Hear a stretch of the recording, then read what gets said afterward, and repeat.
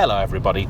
A car is such a wonderful, magnificent and complicated assembly of time, passion and parts. It is a tragedy when one becomes remembered for one thing alone. Doubly so when it's a negative thing. And in the case of the Fiat Multipla, what it has become remembered for is particularly cruel, because you say Multipla to anybody and they'll say, oh yeah, what an ugly car that was. This is a vehicle with such a muntiferous visage. If it were a school child, it'd have to move every single year on account of the savagery of its peers. This is a car so hideous in its sheer concept that when you bought one at the dealer, they put it under a nice cover, not to give you the luxury experience and the surprise, but instead to hide from God what exactly it was you'd done with his beautiful Lira. This is a car so terrifying to behold that even its owner has constructed this special paper bag for his wife to wear while they're out in it. And as far as most people are concerned, that really is all there is to say about the Fiat Multipla. However, for the select few, they believe that beauty is more than skin deep. And when it comes to this, I hope they're right.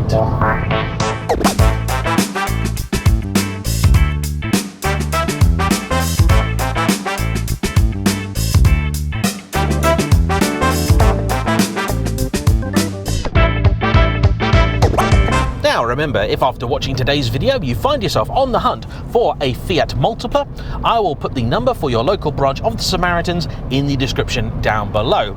And if after talking with them you're still committed to the idea, don't forget to use a CarVertical search, because if you're going to buy something like this, well, you need all the help that you can get. And with their assistance, in just 60 seconds, you can find out whether your potential beautiful purchase has been written off, used as a taxi, which is definitely a possibility, stolen by some presumably partially sighted thieves, or even set on fire, possibly even by its owner. Don't forget also, for 20% off, to use my discount code JayEmm.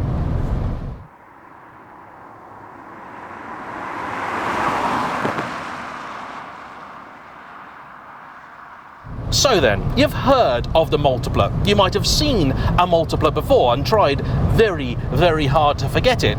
The one and only time I ever went out in a Fiat Multipla, it turned into the most terrifying and perhaps memorable ride of my life. It was in Rome over 20 years ago, so long ago that they were spending lira. My father and I had gone there on a holiday together, and this was in the era when you could book flights online, but you didn't have a phone to be able to check when they were. And we had lost the one piece of paper that we needed that told us exactly when the bus was that'd take us to the airport, because in the tradition of budget airlines, the airport wasn't actually in Rome, it was somewhere about an hour away.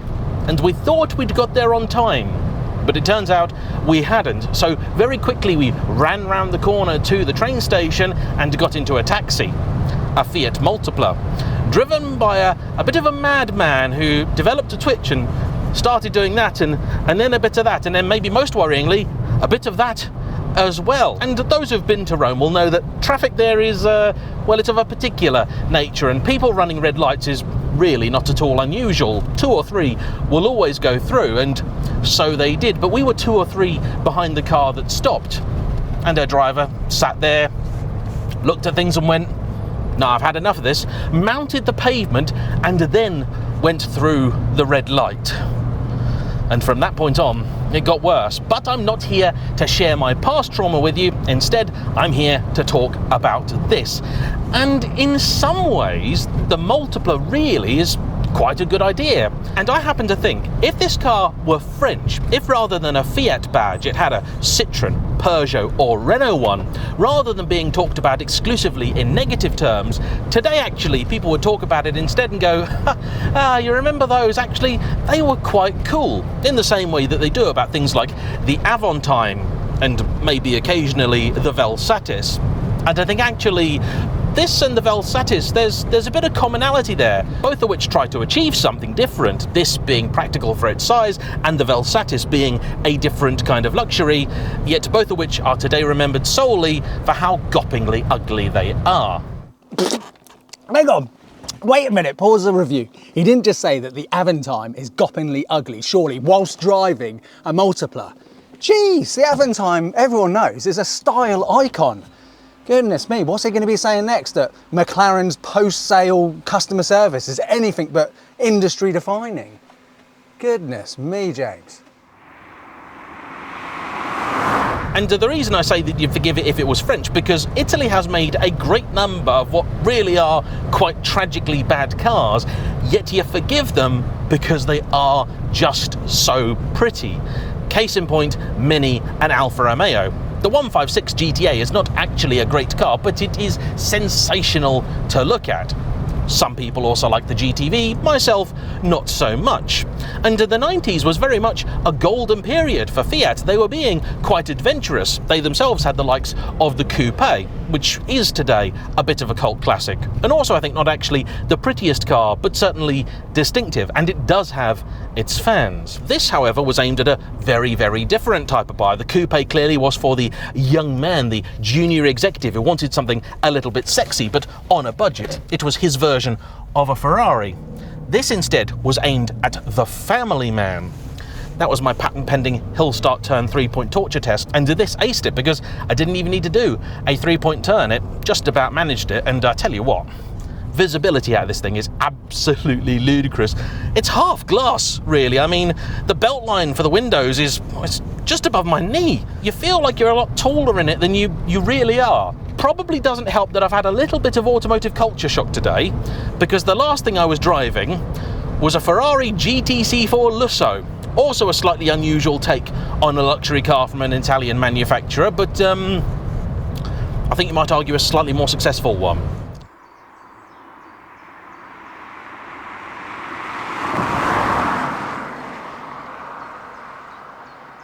Anyhow, back in the 90s, not only was Fiat doing very well, but we also saw the emergence of a craze which had begun in the 80s of the MPV. And while at the time we more or less all mocked them and the poor saps that had to buy them, actually, looking back on that era, they were really, really good cars. I mean, you had stuff like the Vauxhall Zafira, a car which has the same footprint as a BMW 1 Series, yet can fit in it 7 people. This also, it's a genuine 6-seater, and yet it's the same length as a modern-day Ford Fiesta. Yeah, 4 meters long, this thing, and it achieves it by having 2 rows of 3 seats. Bit like a van. Up here, it has 3 proper seats, and then in the back, the same. And all of them can come out individually. All of them will move also, so you can have a 1, 2, 3, 4 or 5 seater. You can turn this from a taxi into a van. It's all pretty clever thinking, really. And it was aimed to solve this problem of, okay, everybody wants an MPV, but they're big cars. How do we make one of those but be small? The man responsible for this design was one Roberto Giolito, who later penned the moderately more successful Fiat 500. It wasn't, however, the first car to use the Multipla name. In fact, it harked back to a vehicle from the 1950s and 60s, the 600 Multipla, which in its own way is a bit of a weird, odd-looking thing, but actually, it's quite cool, isn't it? It looks to me like somebody's put Gru's car from Despicable Me in Too Hot to Wash. I got a thing for it, and if anybody does happen to have one of those, I would love to drive it, but I suspect there probably aren't very many on the roads of Britain. I'd also really like to have a go in an old school proper 500 or even 595 or 695. They're really, really cool. This, meanwhile, I don't think there is very much danger of anybody ever using the word cool to describe it, but if for a moment, and I understand this is challenging, we put the looks to one side, it does have quite a bit going for it. Not just the versatile and innovative seating system, but the rather distinctive cabin layout. In front of me, I've just got a little strip of black plastic in a sea of blue fabric, which looks like it should be some sort of really cool McLaren 720S style TFT display. It's not. It's just the handle for a little cubby hole, which is full of cassettes. All your instrumentation is over here. And when I say all, what I mean is the speedo, the fuel gauge, the clock. That's it. There's no rev counter. I don't think it really needs one. You've got buttons for various things, including the air conditioning, which sadly doesn't work. And I think really the one thing worse than being seen in a Fiat Multipla is being seen sweating in a Fiat Multipla. Yeah. Handily, this is the higher ELX trim. There was only one other in the UK at the time, the base SX. And what that got you was said blue fabric, matching whatever it was you had on the seats. You also had 2 electric sunroofs, which is nice. The seats also, by the way, do adjust up and down electrically, though forwards and back manually. You've got a cassette player over here, the aforementioned air conditioning, and probably some other stuff. Other handy features of the car include the door handles, which have a little protrusion at the end. Originally, that was coated in rubber, the idea being that if your errant idiot child swung the door open into a brick wall, it shouldn't do too much damage to the car or the wall. I have also just noticed, you know, the car does have electric windows all round, but I don't seem to have buttons for the rear one up here. Yep, that's for the side one.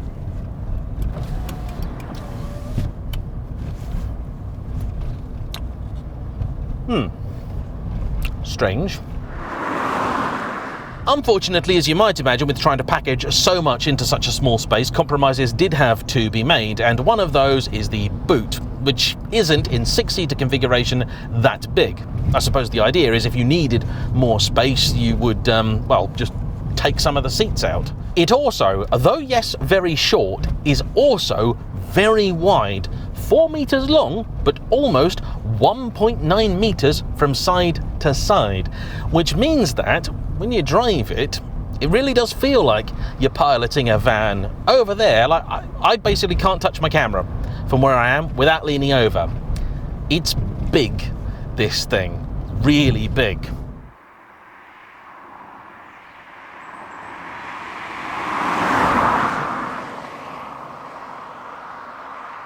It also isn't particularly comfortable, and that is upsetting. I mean, it was never going to be a very sporty car, so you would think the sensible thing to do would be to just make it nice and comfortable. But it's not. It's not exactly crashing into the ground, but neither is it really very cossetty either. It's a little bit disappointing, and certainly very un-French. And actually, the Italians can definitely do decent suspension as well. In fact, embarrassingly, the 210 mile an hour Ferrari I just got out of was more comfortable than this, and as you might imagine, quite a bit faster. Now, in truth, this 1.6 litre 100 horsepower petrol engine isn't actually quite as gutless as you might think, although it is geared rather short. I'm in 5th now, and I can't really hear much of the engine. You could probably instead hear the wind noise, and I'm very sorry, but the aircon doesn't work. Those are staying open. However, it does really feel like you want to go for a 6th gear that I can assure you is not there. That's a reverse, and I do like and respect the car enough to not go for that.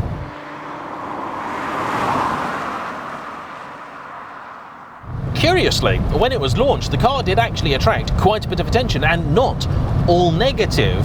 In fact, the Museum of Modern Art in New York put it in an exhibition they called Cars of the Future or something like that. And this is actually the kind of car that I could see being built by a firm that hadn't really actually ever built a car before, probably hadn't really seen one before, but was given a design brief, told they needed to do something, and then just went and did it. I could almost see the Japanese building something like this. In fact, the only thing about it that's very un-Japanese is the fact you do have this little snout on it, for which one journalist called it the psychotic cartoon duck. And in Japan, they couldn't make do with that because they have regulations to adhere to. They want to use all of the available space. In any case, the car actually went on to win a few awards. It was Car of the Year. Top Gear, I believe, gave it Family Car of the Year several years running, on account, I'm sure, of its versatility.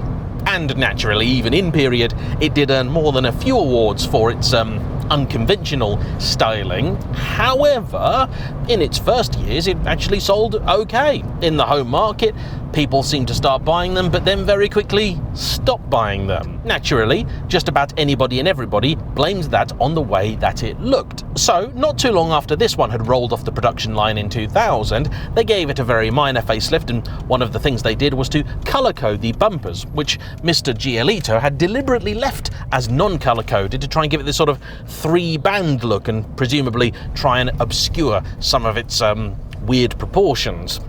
Most tragically, in 2004, it then got a more proper facelift in which they, well, they didn't really fix anything, but what they did is rob it of all its personality. What they wound up with was simply an extraordinarily bland car, and that, I think, is even worse than a memorably ugly one.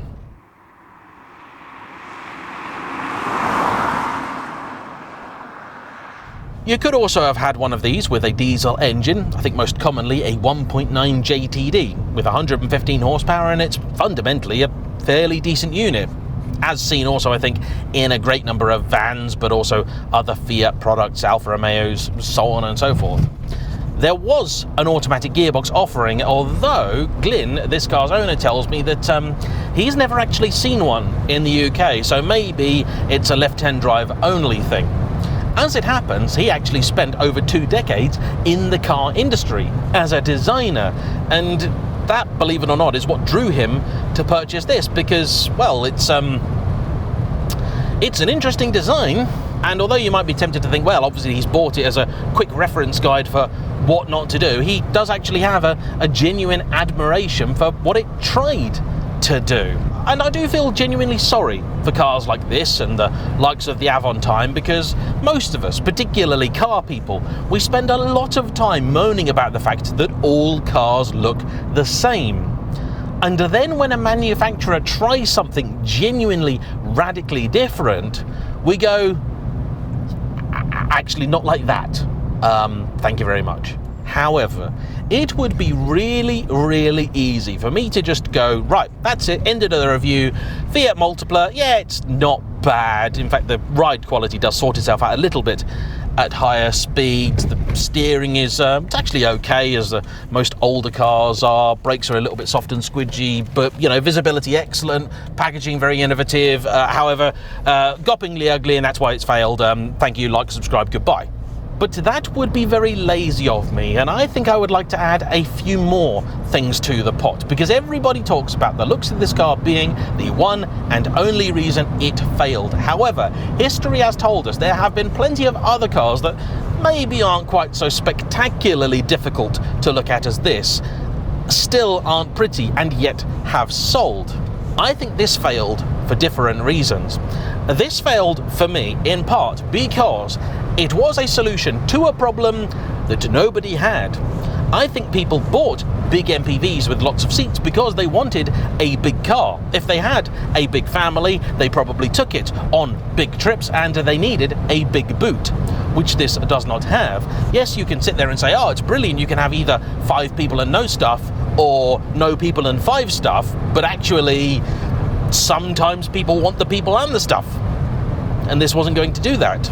Also, there is, I think, nowhere in a car I would like to have a child less than right here. There is a very, very good reason why you don't see centre seats in a lot of cars, and that is because I do not want a child having access to the stereo, the HVAC, the vents here, which do look like an android from a 1970s sci-fi show, or certainly the gear lever. That would be potentially dangerous, and I think they screwed up, because the one place that probably was going to buy it is Italy. And a lot of Italian towns, well, they've got a problem with some very, very narrow streets. They are the last place you want to own something almost as wide as a Land Rover. And for that reason, I think there are a lot of people in the home market that simply couldn't have bought one of these. It also, I'm afraid, does get a little bit worse, because as time has gone by, it turns out these do have a few fundamental flaws, the biggest of which is corrosion. I am told they effectively like to rust for fun. not helped by the fact that where the front wheel is, it effectively sprays up all sorts of muck and crud right under here where the handbrake mechanism is, so that just, well, detaches. All of the chassis can go and basically will go. And so if you are, for whatever reason, tempted to buy one of these, please, please, please look under it and check it, because if it has gone, it almost certainly will cost more than the value of the car to put it right. And that's probably why there are so few left of the likely not too many ever originally sold. Parts also now are getting quite hard to source. They have the horrid sticky plastic issue, very similar to Ferraris and Maseratis of the day, and the reason that this handle is like it is because though the others have been replaced, thus far Glyn hasn't managed to find one of these that's any better than the current one. This little quarter light down here goes frosty, and there's absolutely nothing that you can do about it, and the car does have a litany of other issues, from the large to the small, like the fact that those little door handle protrusions, well, the rubber's faded and failed on them, and the replacement ones are just one big solid piece of plastic, which doesn't really do anywhere near as much as the original rubber. Oh, and it's also quite cramped. I mean, I know the seat has adjustment and everything, but there's not much clearance for me to the ceiling. If I actually adopted some proper posture, I'm 5'10", but with a long torso, remember that, and yeah, I think over a big bump, I'll probably get concussion. I've just found the controls for the electric mirrors, which also fold. They're up here.